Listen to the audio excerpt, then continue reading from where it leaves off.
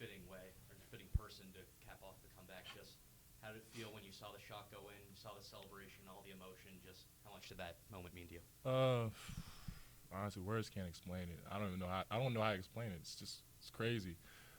I didn't think it was gonna end that way, to be honest. But I'm glad we ended up making our way back. I had belief that we were gonna win the game, but I didn't know how. So I didn't think it was gonna end with me getting the tip and rebound. But I'm just happy to have my career at the Cooper Fieldhouse in a fashion like this. It's been a rough 4 years for me, but I've enjoyed every minute of it. You know what I'm saying? What were you guys saying at the timeout with 16 seconds left? And did you think you guys were going to come back when you were once down 30? I don't even know if I knew the deficit because I tried to just keep fighting, and we got blitzed, right? That first half we got rocked. But I thought our timeouts were pretty good as far as just guys not – our play didn't seem right, but I thought the attention in the timeouts was still good. And then, listen, when you got the ball in your hands in the tie game, you couldn't ask for yourself to be in a better position with a chance to win the game on your home floor. The biggest thing was just make sure we get the last shot. We drew up our play. The execution was pretty good. Wound up getting a kick-out three. And like Dave said, I didn't know in what fashion the win would come, but when we got to that possession, I felt really, really good about us winning this basketball game. Right there in regulation, I was like, this isn't going to overtime. We're going to find a way. Man, just credit to Dave. That's a big-time effort, right? Not watching the basketball, but going to attack it, and good touch too, right? It wasn't a tip dunk this time. He had to put some touch on that basketball, and just a tremendous effort around the board from our guys. A lot of seniors stepped in that game tonight, and he's not sitting here, but Max Edwards, terrific effort defensively and offensively, man. He hadn't played, right? He had been on my bench for quite a few games, but we talk about a lot of things, staying ready, being ready for your opportunity. And you can talk about things, but it really means something when you can put it into action, right? That's when it really means something. And me and Max had 1,000 conversations over the times that he wasn't playing, and he just kept fighting. So credit to him, and I think this team has Dave's will and resilience because he keeps fighting every game, every practice. So they're carrying that energy with them. Dave, I'm sure you can't even think about it now, but try. Did you think that shot was good? The tip in?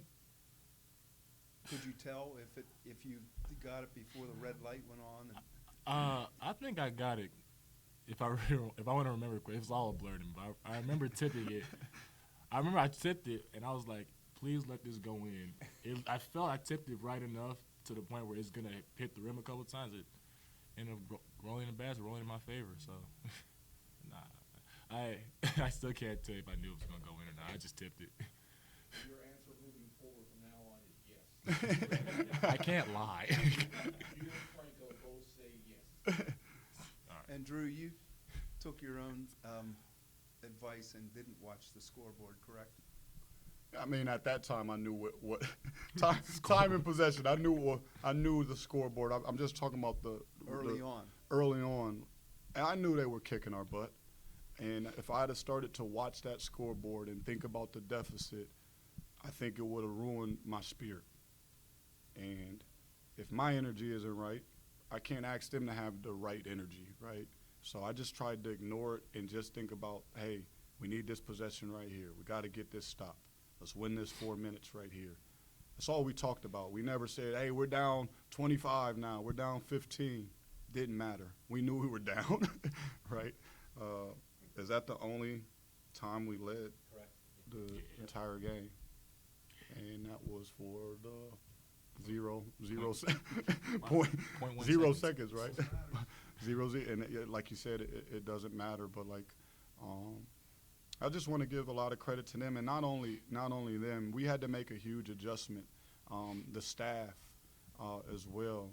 our defensive coordinator, Jules Sullinger, hey, Coach, we just got to switch everything. That was huge for us, right? We were struggling defensively to maintain our principles, and we decided to switch. And then Rick McFadden said, Coach, we can't – our offense is destroyed right now. We got to just drive them.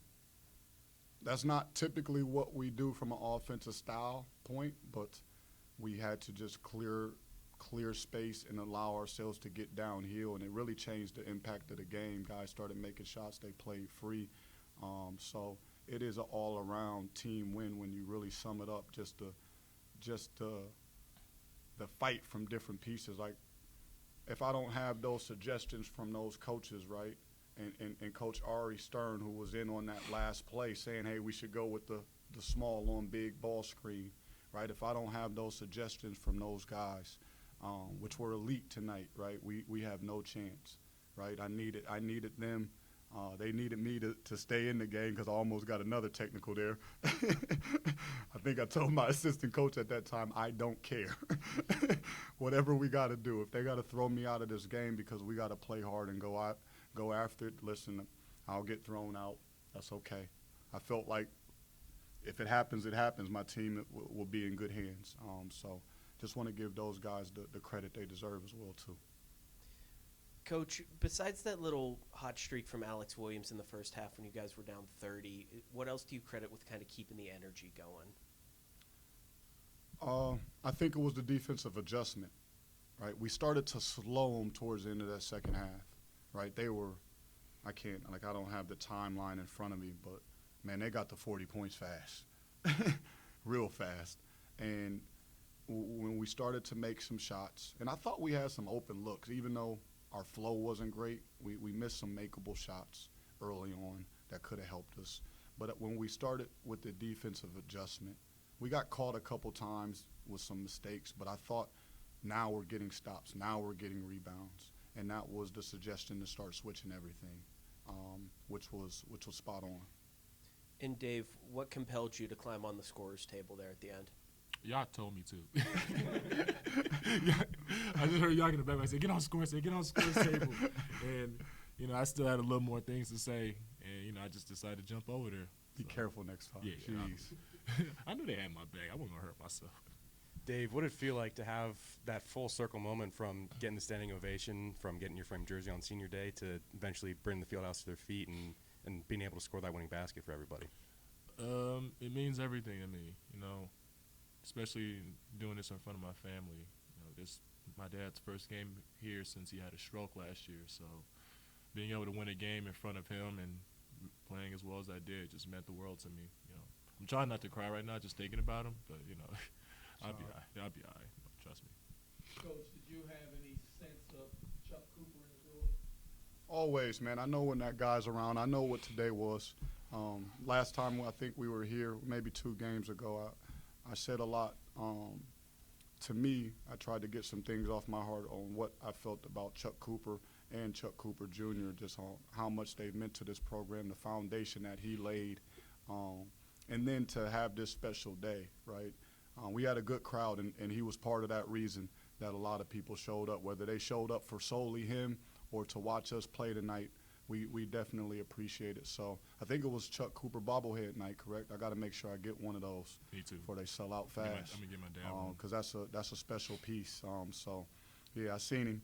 I believe he's always got some green on, man. If I'm not mistaken, I thought he had a little Celtic green on a little today. So it's always good to have him here because he's one of our bigger supporters, bigger fans, man. And that relationship that me and him have is special.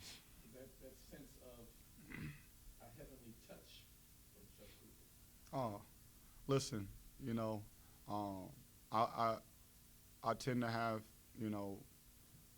faith and hope, right? And if he was watching, right, if he was paying attention, thank you.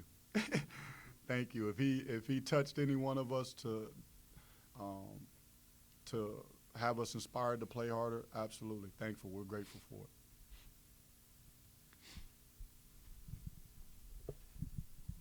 To Dave, just what does it mean to end your career at the UPMC Cooper Fieldhouse with that sort of play?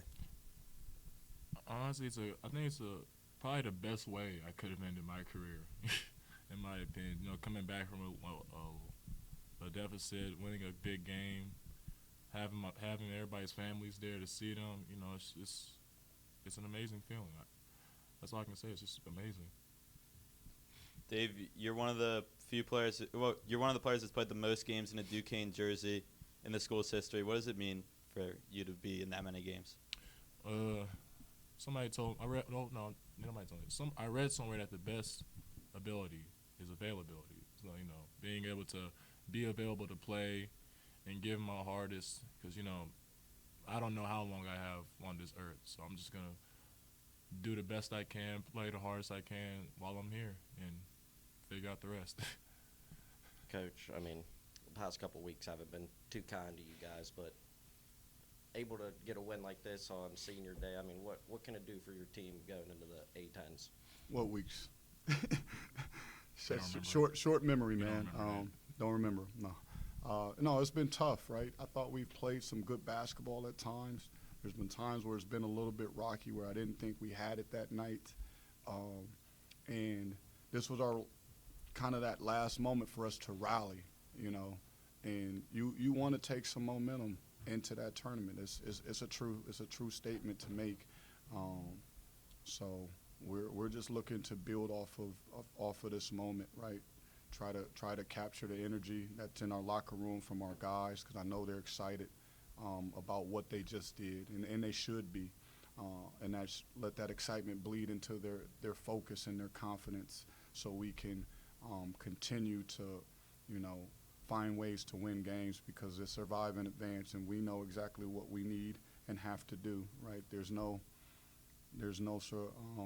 chance for us other than winning it, right? And that's what we're going for. Coach, speaking of A-10s, the tournament's back in Pittsburgh for the first time in a while. Just how's it feel to almost be able to play on home court and have all the Duquesne Duke fans and the city of Pittsburgh behind you as you go forward? We're inspired by it. We're ready to embrace the moment. But we got to maintain our focus and understand, like, hey, we still got to be who we are. We don't have to step out of character. We need to be who we are. And I believe it was